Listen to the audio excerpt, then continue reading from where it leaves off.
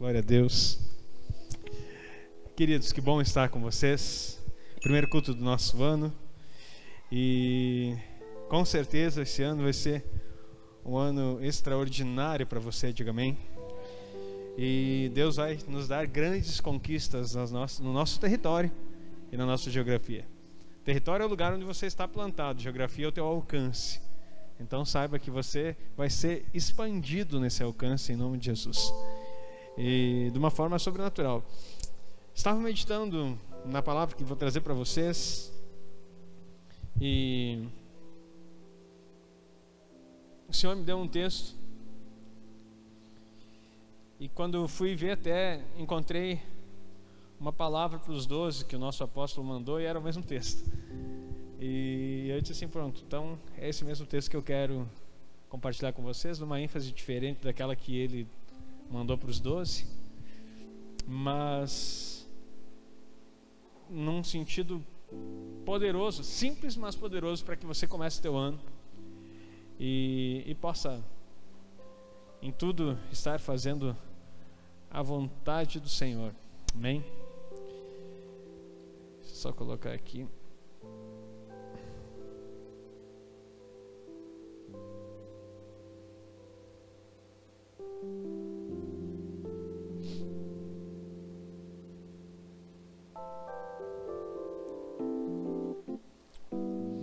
Abra a tua Bíblia em 1 Coríntios 15. 1 Coríntios 15.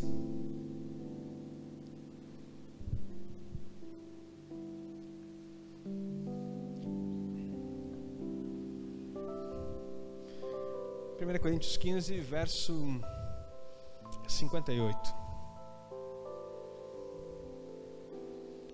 Diz assim a palavra do Senhor: portanto, meus amados irmãos, sede firmes e constantes, sempre abundantes na obra do Senhor, sabendo que o vosso trabalho não é vão no Senhor. Mais uma vez, portanto, meus amados irmãos, sede firmes e constantes, sempre abundantes na obra do Senhor, sabendo que o vosso trabalho não é vão no Senhor. O tema dessa mensagem, o título dela é Firmes, Constantes e Abundantes. Exatamente aquilo que o texto está dizendo. Firmes, constantes e abundantes. Queridos, eu sempre faço uma revisão do meu ano, não de uma forma exaustiva, daquela forma que tu posso dizer assim, detalhe por detalhe, mas eu paro no final do ano para dar uma refletida a respeito do que Deus nos deu, do que Deus nos entregou. Faço um balanço sempre daquilo que foi bom e daquilo que foi negativo, e graças a Deus sempre sou surpreendido pelo lado positivo do que Deus nos entrega. São mais as entradas, vamos falar aí no lado financeiro, do que as saídas nesse balancete. Deus tem nos dado muito mais do que aquilo que nós temos por algum momento perdido. Quando você começa a pensar nesse aspecto de avaliação da sua vida, e lembrei da pregação que o meu irmão trouxe aqui no último culto do ano, você precisa entender aonde Deus quer te levar. Ontem compartilhei, alguns dos amados estiveram juntos, fiz uma live de início de ano específica, falando sobre um ano extraordinário. E quem pode participar, acho que depois vai ser, não sei como é que vai ser liberado, se vai ser liberado ou não, mas enfim, talvez você possa ter acesso a isso. Foi 1h30 ali de palavras poderosas para você poder avançar nesse ano. E pensando nesse aspecto da onde nós queremos chegar, nós precisamos planejar sim aquilo que nós queremos como objetivo. Entretanto, nós precisamos olhar aonde nós já estamos. Eu acho que tudo parte de um lugar aonde você está, para que você possa ir num lugar específico. E quando li essa palavra, eu comecei a meditar nela e analisar a minha própria vida, e quero fazer isso com você também, de uma forma rápida. O que você tem aprendido e o que você tem vivido nesse tempo? O que você tem aprendido e vivido desde que você chegou diante do Senhor, quando você se encontrou com Ele? Alguns estão nesse ministério chegando agora, uns já estão há tempo, outros fazem parte da fundação dele. Mas enfim, aonde nós estamos? 11 anos se passaram desde que esse ministério iniciou aqui. E o que nós construímos? Quando começou a última música, eu lembrei, eu conheço a música. Daí na introdução eu já fiquei, poxa, empolgado, porque a música fala sobre isso, construir num fundamento que é Cristo. Eu vou construir minha vida em Ti. Tu és o fundamento. Não vou ser abalado. Esse é o texto que a música canta. Agora, fechando com aquilo que nós estamos dizendo aqui, o apóstolo Paulo aqui está escrevendo a igreja de Corinto, e talvez você não saiba, mas a igreja de Corinto era uma igreja confusa, porque no início da carta você vai ver que ela possuía todos os dons. Porque os dons significam presentes, são dádivas que o Senhor derrama sobre a igreja, e Ele pode ter derramado sobre você dons que você ainda nem sabe, nem descobriu que possui, mas está em você, porque Ele dá gratuitamente, à medida que Ele deseja, conforme o Espírito Santo quer distribuir. Mas essa igreja não só possuía dons, como ela manifestava esses dons de formas diversas, entretanto sem maturidade alguma, porque tudo aquilo que Deus te dá, Ele não tira de você. Aquilo que Ele te entrega é irrevogável. O dom e a vocação de Deus, diz a palavra, que é irrevogável, não se tira mais. Entretanto, nem sempre você está pronto para viver aquilo que Deus te deu. Agora, não é porque que você não está pronto que Deus vai retirar de você. Pelo contrário, Ele te dá algo para que você possa construir com aquilo a vida em Cristo. Para que aquilo que você recebeu seja algo que vai estabelecer você. E nesse contexto aqui, a igreja de Corinto tinha várias visitações. No capítulo 11 eles estavam brigando por causa que comiam na hora da ceia. Hoje é culto de ceia. Eles comiam sem esperar um pelo outro. Uns não comiam em casa e vinham encher a barriga na hora da ceia. Lembrando que a ceia não era esse momento simbólico que nós temos hoje. Era um almoço, um participar da mesa juntos de comunhão de toda a igreja. E era um banquete. E nesse momento que eles comiam também, aí eles lembravam, faziam um memorial daquilo que o Senhor Jesus ensinou. Entretanto, Paulo tem que repreendê-los, porque na imaturidade deles, eles faziam de qualquer forma aquilo que haviam recebido do Senhor. Eu quero dizer para você, você pode ter muitas coisas de Deus na sua vida, mas ainda ser menino no manejar dessas coisas, no desenvolvimento dessas coisas. E isso independe do tempo de igreja que você tem. Você pode estar chegando agora, e nesse momento Deus pode batizar você no Espírito Santo, nesse culto, e você receber muita coisa de Deus, coisas que talvez algumas pessoas mais antigas ainda nem receberam. Entretanto, não quer dizer que porque você chegou agora e foi batizado no Espírito Santo, que você está melhor do que os outros, ou pior. Mas talvez aquilo que você vai receber de Deus, você não consegue nem saber para que serve, e qual é a medida daquilo que Deus está dando para você, e o que Ele deseja fazer com isso na sua vida. Entretanto, se Ele deu, é porque Ele tem um propósito com você. Diga amém. E onde você está hoje, independente do grau de maturidade que você já alcançou, aquilo que Ele distribuiu para você é para que você desenvolva e permaneça nele, porque Ele tem um propósito contigo. E eu tenho falado isso há algum tempo. Entretanto, nós paramos nas adversidades da vida, nas dificuldades do nosso dia a dia. Numa virada de ano, no balanço que eu estou falando, nós começamos a olhar simplesmente por aquilo que saiu, e não pelas entradas que tivemos. E não estou falando de finanças, estou falando de coisas espirituais. Às vezes nós pensamos que perdemos muita coisa, mas esquecemos de saber que Deus creditou a nosso favor, e que sempre são imensamente, superabundante mais do que tudo que nós pedimos ou pensamos. E nós precisamos ter essa avaliação. Havia um hino no Cantor Cristão. Eu sou de uma igreja, fui formado numa igreja tradicional batista, e havia um hino que nós cantávamos de ano a ano. E principalmente nessas épocas a gente cantava ele, que chamava Conta as Bênçãos. E dizia assim, mais ou menos, a letra: se da vida vagas, procelosas são. Linguajar antigo de hino. Se com desalento julgas tudo vão. Música, né? Contas muitas bênçãos, não duvidarás,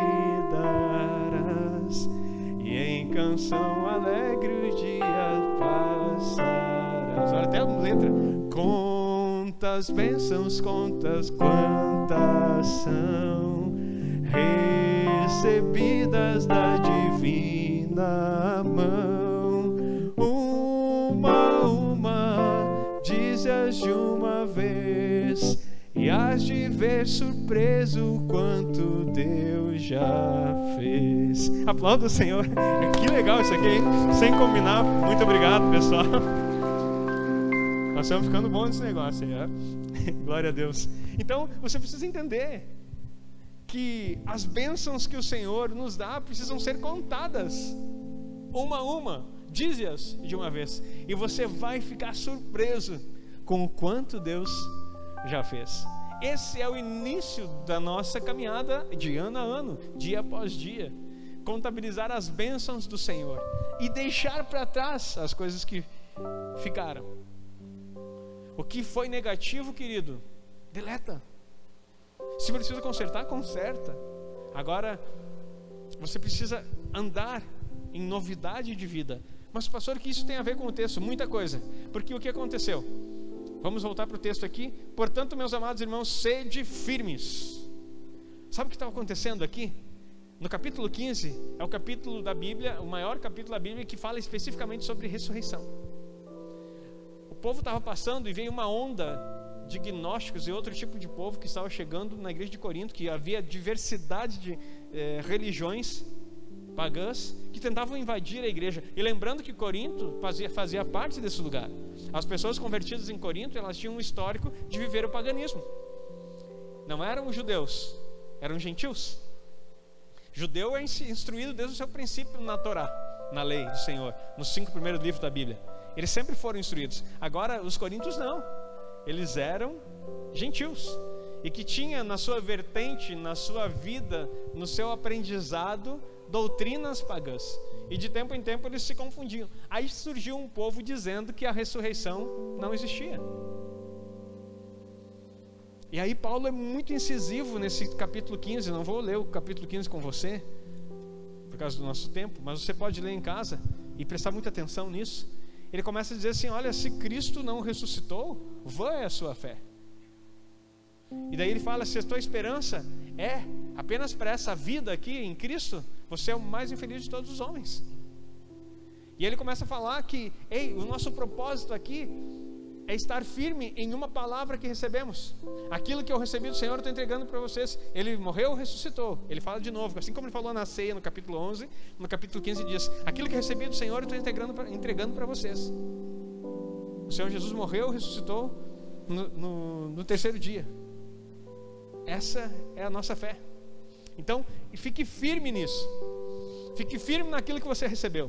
Não deixe que as doutrinas, que as conversas dele cheguem a dizer assim: as más conversações corrompem os bons costumes. Não deixe que más conversações deturpem aquilo que você já recebeu do Senhor. Então, a primeira coisa que eu quero dizer para você, nesse início de ano: fique firme. Nós precisamos entender que o Senhor Jesus vem buscar uma igreja vigilante, uma igreja de vencedores, uma igreja que está esperando e crendo firmemente nas promessas que o Senhor Jesus fez. Fé é justamente isso, é se lançar naquilo que o Senhor já disse que vai acontecer.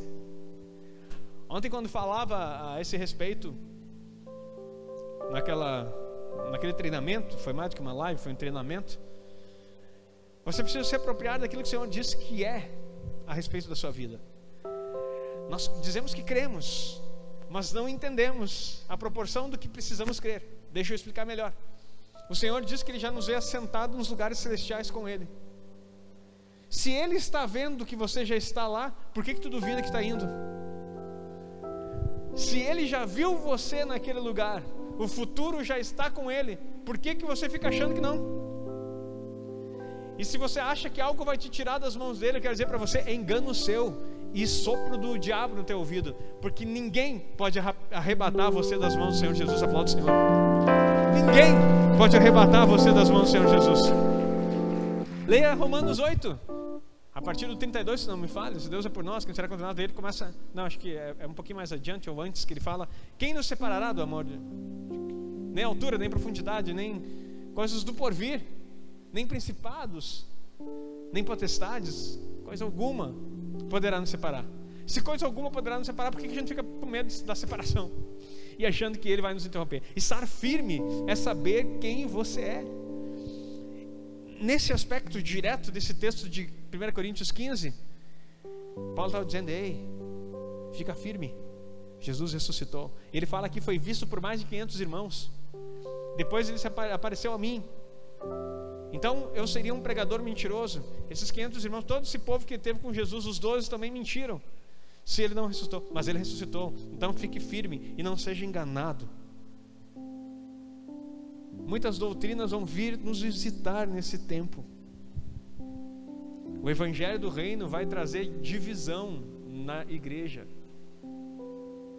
do Senhor Jesus. Não aqui, não a igreja local. Não estou falando de divisão, um povo sair para um lado e abrir outra. Não, essa divisão já era. Ainda existe e acontece, infelizmente. Mas é muita imaturidade. Eu falo que vai trazer divisão no aspecto de saber quem é dele e quem não é. O Evangelho do Reino, ele mostra quem de fato está com Cristo. Então, se você for confrontado por esse Evangelho, você precisa se aprofundar nele e ficar firme nele. E saber que, passe o que passar, você vai permanecer. Olha o que significa firme: que é sólido, que é resistente, que não hesita nem vacila. Então fica firme, você tem que ser sólido, você tem que ser resistente. Assim como Pedro foi chamado de pedra, e você é essa pedra, essa rocha, que é o próprio Cristo. E sobre essa rocha que eu te tornei, porque Pedro só se tornou rocha por causa do Cristo que ele recebeu como revelação, estabelecerei a minha igreja. Por quê? Porque a igreja não pode ser estabelecida em coisa frouxa. A igreja não se estabelece, não cresce e não avança com pessoas frouxas, com pessoas que não são sólidas, com pessoas que não são convictas. Existem algumas denominações que parecem um time de futebol. Às vezes eu acho até um tanto quanto exagerado, sabe? Porque o pessoal é tão fã da denominação, daquilo que eles estão fazendo, que chega a ser meio até assustador. Mas eu tenho olhado nesses últimos tempos e percebido que talvez esse tipo de comportamento de time não seja tão errado, porque é melhor você estar em unidade, levantando uma flâmula, do que você estar dividido e na neutralidade. Queridos, você tem que olhar para a igreja onde você está, se aprofundar naquilo que te é entregue e bater no peito, não com orgulho do lugar que você faz parte, mas com orgulho sim do que Deus fez na tua história e aonde Ele te colocou, e dizer assim: eu sou desse lugar, aqui Deus me colocou e eu tenho raízes. E eu tenho raízes não para ficar estabilizado, mas porque eu sou uma rocha. Eu fico plantado nesse lugar, porque aqui Deus vai me fazer frutificar. Quem tem raiz também tem ramos que se expandem. Ninguém consegue de forma itinerante crescer no reino de Deus, porque aquilo que é arrancado, uma vez já dei até esse exemplo, o Jorge estava junto, perguntei para ele o que acontece quando tu arranca uma árvore, planta de novo, arranca e planta de novo. Vai acabar morrendo, porque nós precisamos ter raízes, nós precisamos estar fundamentados. E que se você quiser crescer, não é as tuas raízes que sairão do lugar, são teus ramos que vão ampliar e alcançar lugares que você ainda não chegou. Amém? Então seja firme, seja resistente, não hesite nem vacile naquilo que você tem recebido do Senhor. daquilo que Ele quer fazer. 2022 já entrou, não tem mais ano que vem, querido, já estamos nele. Ah, não, porque ano que vem, aquelas promessas de final de ano já não podem ser mais promessas, tem que ser realidades. Os desejos de fazer coisas diferentes precisam brotar em nós. Sabemos que agora é um tempo de férias. Muitas pessoas estão saindo, viajando, descansando. Membros da igreja estão tendo um tempo de descanso que é merecido. Entretanto, não tire férias do Senhor Jesus, não tire férias das suas convicções, não tire férias daquilo que o Senhor te chamou para fazer, porque até mesmo descansando, você pode estar plantando o reino, você pode estar de férias e o Senhor pode estar te usando. Eu, nas minhas férias, correndo pela praia, bem tranquilo, era na microférias que eu falo, eu tive várias fériasinhas pequenas, para não me ausentar muito tempo.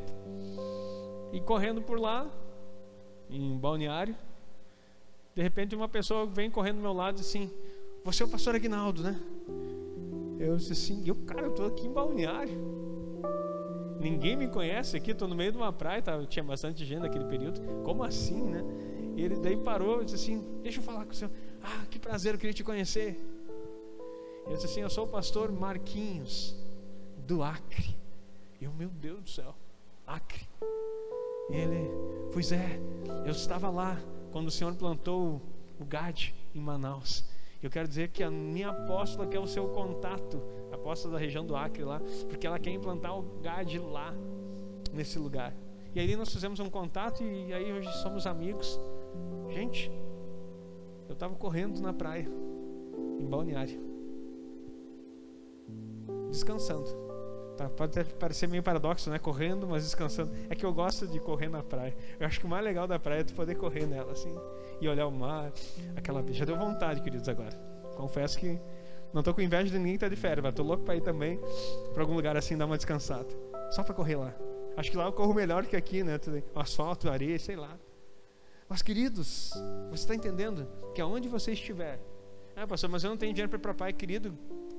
Se Deus quer te usar, você vai estar na beira do rio, no meio do mato. De repente vai chegar alguém assim: ei, você!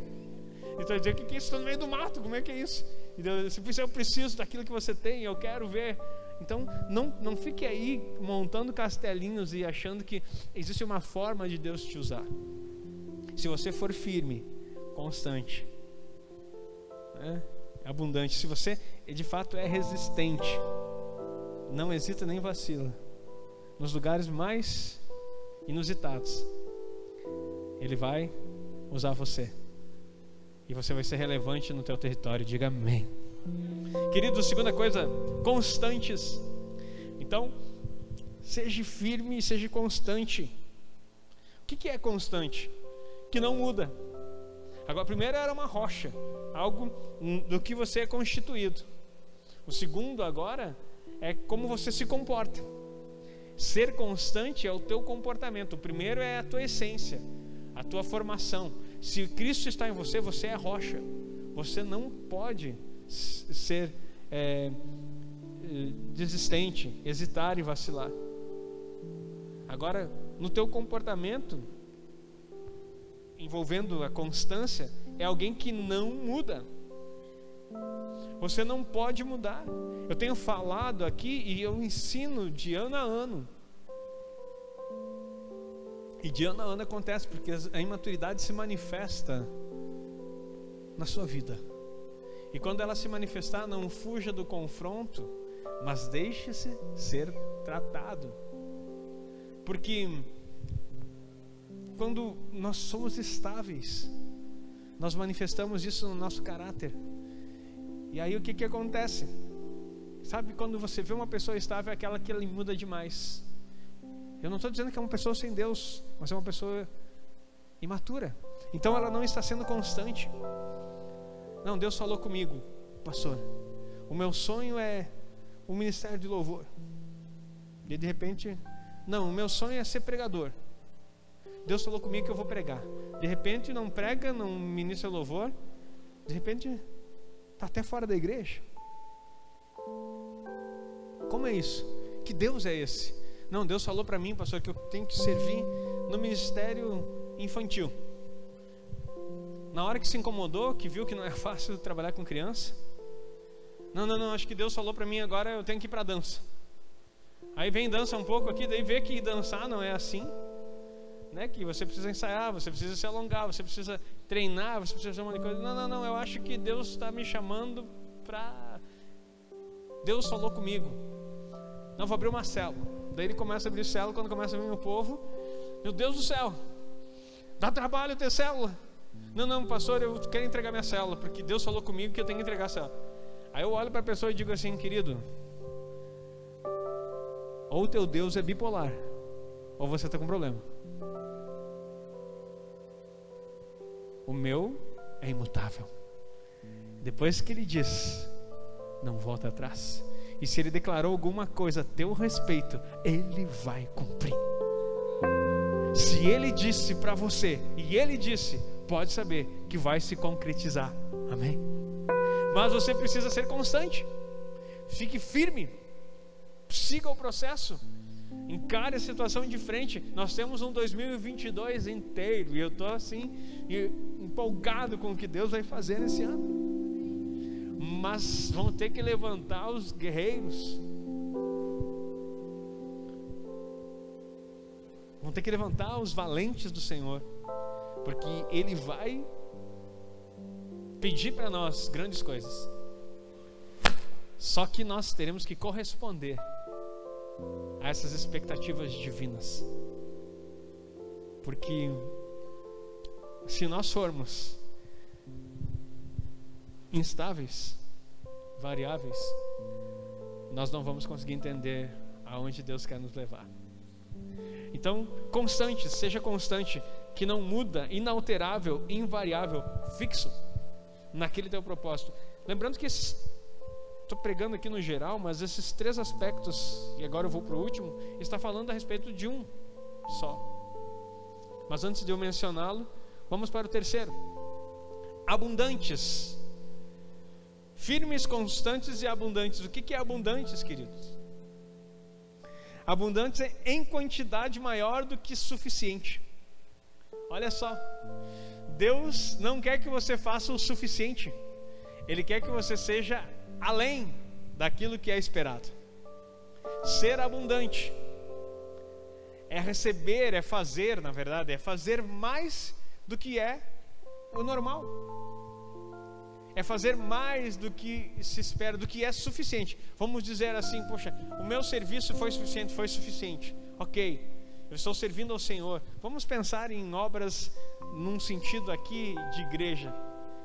Esse ano que 2021 eu servi o Senhor. Eu cantei, eu toquei, eu ministrei na célula, eu fiz muitas coisas, eu fiz o suficiente. Daí você pergunta para o pastor, tá bom, pastor, aquilo que eu fiz num relatório que você quer de fato servir? E aí eu vou dizer assim, foi suficiente o que você fez. Agradou, supriu as nossas necessidades. É abundante? Não.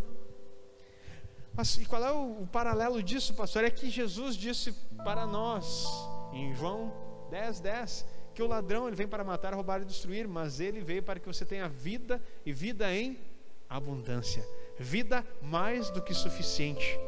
Então ele derramou sobre você uma condição de vida mais do que suficiente. Então ele vai exigir de você mais do que suficiente. Ele vai exigir na proporção que ele derramou. Você está entendendo? Não se trata do teu esforço, se trata dele em você. Então quando você pensa, mas está me sugando, está tirando minhas energias. Não, então você está na carne.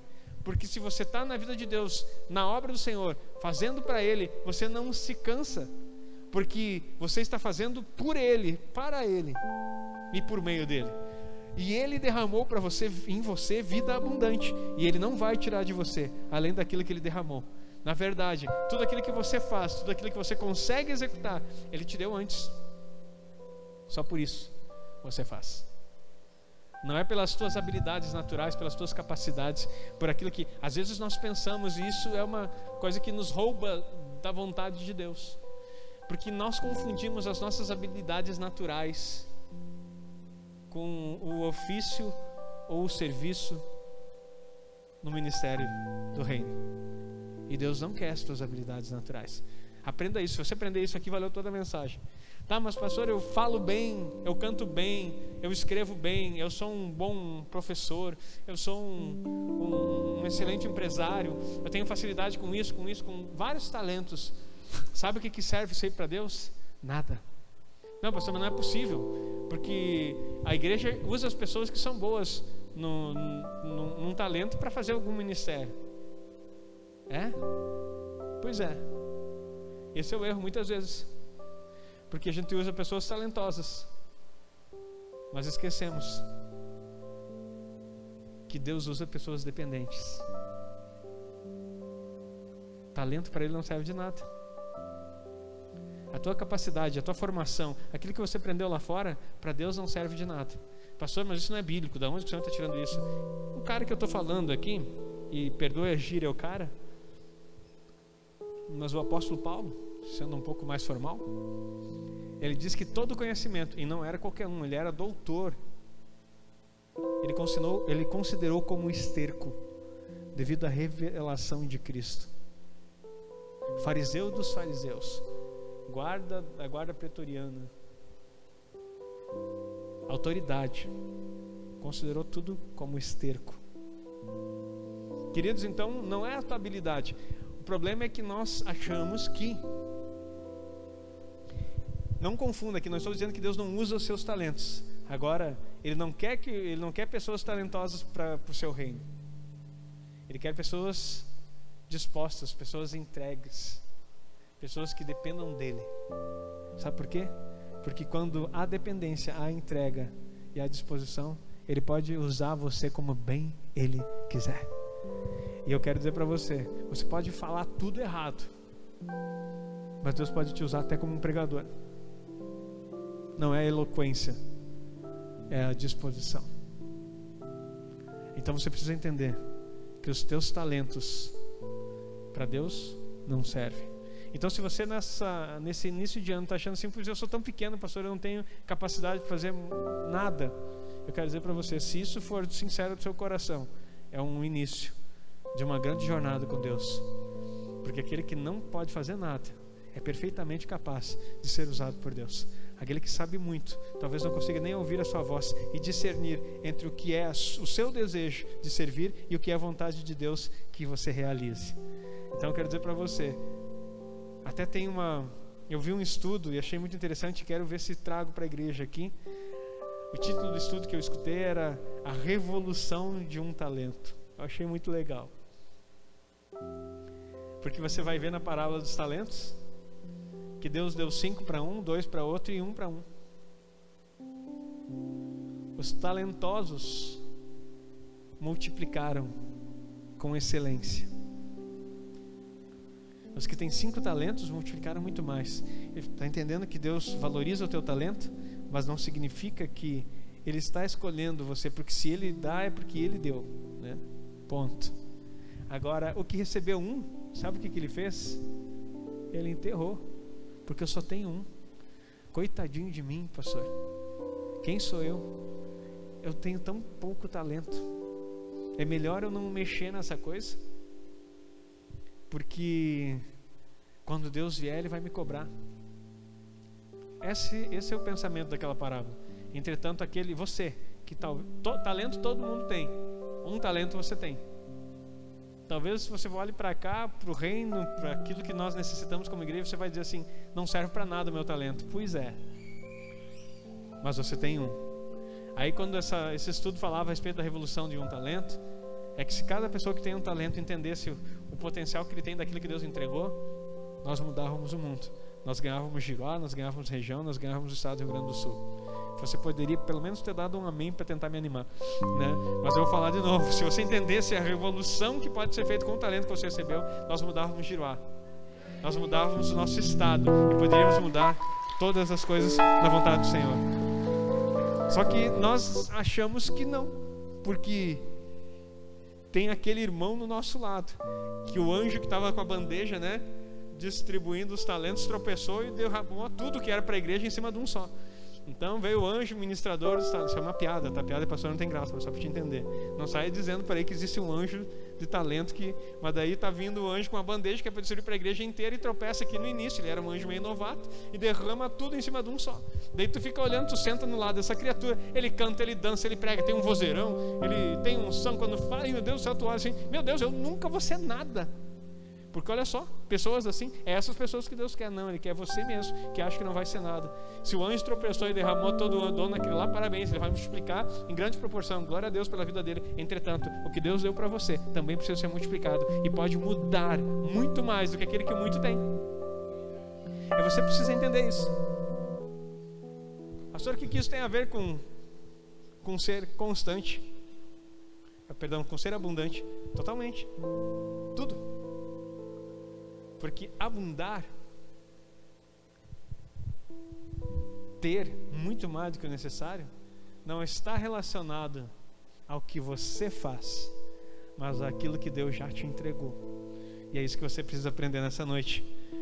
Queridos, ser abundante é ter a capacidade de produzir em quantidade maior que o suficiente. Produzir em excesso. Excesso. E Deus aí usar a tua vida para um diferencial nesse ano de 2022. Estamos iniciando o nosso ano.